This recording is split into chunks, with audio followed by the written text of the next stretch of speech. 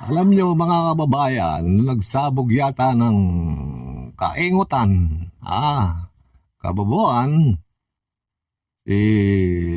Satanas, marami yatang nakasapu dito sa mga DDS, mga kababayan. Ganun lang yan, may parusa po yang 6 na buwan hanggang 6 na taon na kulong. Ang masama pa, may multa pang 40,000 hanggang 200,000.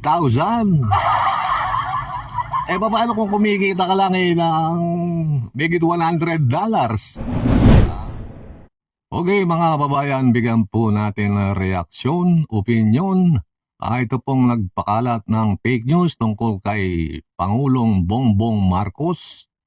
Itong babaeng na huli ng NBI doon po sa Cebu, mga kababayan. Ito po yung nagpakalat ng fake news tungkol kay BBM, mga kababayan. Panoorin po natin ang kanyang kung paano siya nahuli. Gawan po natin ang reaksyon, mga kababayan. Narito po siya. NBI sa Oslob, Cebu kahapon. Nahuli si Lourdes, hindi niya tunay na pangalan dahil umano sa pagpapakalat ng fake news sa social media. Ito ang larawang ipinost ni alias Lourdes sa kanyang account noong March 17. Nakasaad dito ang peking pahayag ni Pangulong Bongbong Marcos na gawing legal ang droga sa bansa. Narinig nyo yung pinakakalat niyang fake news, mga kababayan. Gawin daw illegal, gawin daw legal, Gawin daw legal yung droga sa bansa. Saan ba napunta yung utang nitong mga taon to? Binabasa nyo ba yung pinopost nyo? Kasi pag sinabi ng mga idol nyo, mga malalaking DDS vloggers, babasahin nyo muna. Ayan. Tuloy po natin. Card na ipinost ng News 5 Digital, wala namang nakalagay na ganung pahayag si PBBM. Sa panayam ng News 5 kay alias Lourdes, iginit niya na hindi niya alam na fake news ang ipinost niya. Dinownload at re-upload niya lang larawan. Kumikita na raw ang account niya simula nitong Pebrero dahil sa dami ng likes at followers. Ayun. Kasi trending siya. Gusto ko lang, wala talaga akong intention. Gusto ko lang more engagement. Kaya nga, sinashare ko talaga siya para maraming mag-react. Ganun lang, sir. Nagsisisi ako. Ayun. Ayan po yung mga DDS vloggers na mga kababayan na pag nahuli na, iiyak. Nagsisisi na raw po. Alam nyo, madam, babasahin nyo muna yung post nyo. Yung mga dinadownload nyo, yung mga nakukuha nyo dun sa mga, kung siguro, dito sa mga malalaking DDS vloggers. Alam ko namang nakasuporta kayo. Hindi porket sinabing ito, post mo, susunod ka. Babasahin nyo muna, Huwag po kayo basta-basta naniniwala dyan sa mga malalaking DDS vloggers, mga kababayan. Alam nyo mga kababayan, nagsabog yata ng kaingutan, kababuan, Satanas, marami yatang nakasapu dito sa mga DDS, mga kababayan, mga DDS supporters. Ako nakikita ko rin sa Facebook, mga kababayan, ay mga nagpo-post po ng mga kakilala ko. Puro po fake news ang pinopost nila, mga kababayan. Hindi ko lang makontra. Gusto kong kontrain kaya lang mga kababayan, magtatampo ito mga kababayan. Gusto kong sabihin mga, ang bobobo niya naman, no? Alam niyo kababayan, ito nagpapakalat ng mga fake news, pasok po sa cybercrime Cybercrime Act po yan, Akala nyo, ganun-ganun lang yan, May parusa po yang 6 na buwan hanggang 6 na taon na kulong. Ang masama pa, may multa pang 40,000 hanggang 200,000.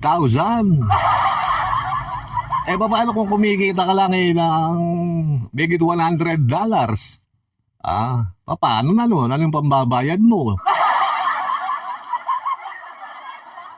Yung mga lalaking vloggers po na yan, binabayaran po ng mga politiko yan, Kaya huwag kayong naniniwala dyan. May mga bayad po yan, may nag-i-sponsor po dyan. Pera pa yung nabubudol nila sa mga OSW. Yan po sila, may mga pambayad po yan. Kaya pag ikaw, small-time vloggers ka, hindi ka naman tutulungan ng mga hinayupak na yan. Kaya, mag-isip-isip kayo bago kayo mag-post. Ayan, sayang. Kumikita ka nga pala. Kasi nga naman pagka pinost mo yung fake news, tuwan-tuwa yung mga DDS reporters nyo.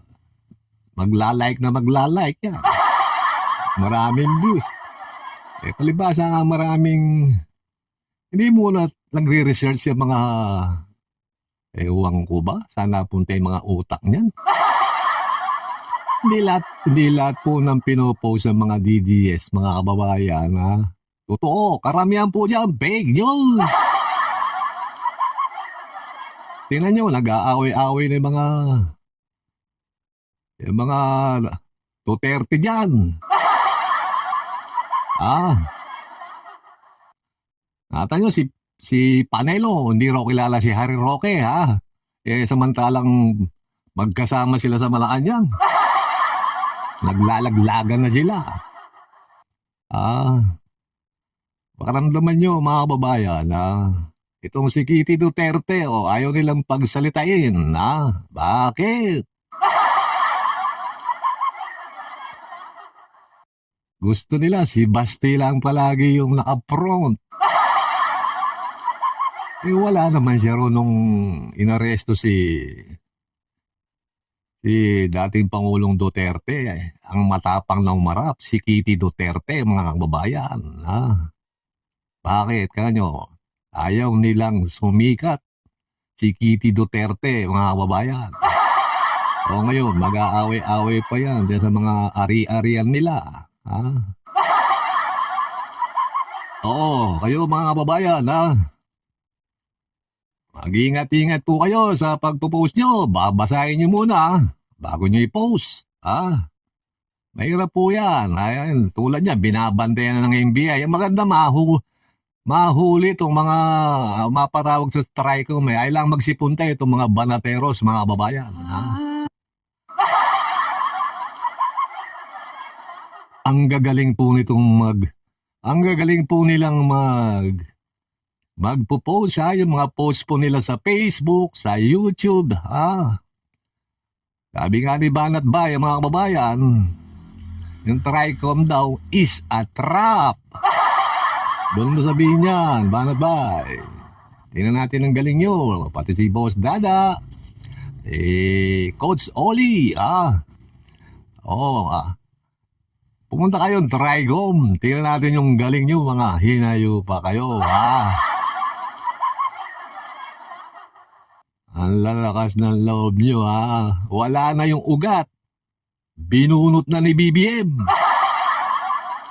Sabi siguro ng advisor, si Kuwang, alam mo naman, yung advisor ni BBM, matalino yun, matanda na. Bunutin mo yung ugat, para mga lantay yung mga dahon, pati yung mga sanga. Ngayon, binunot na ang ugat. Wala na, lalo na sa dahig, Kaya, humihina na itong mga Hinayupak na to mga kababayan. Okay mga kababayan, hanggang dito na lamang po. Huwag niyo pong kalimutang mag-subscribe para palagi po kayong updated dito sa mga gagawin natin talakayan. Mabuhay po kayo. Mabuhay ang Pilipinas.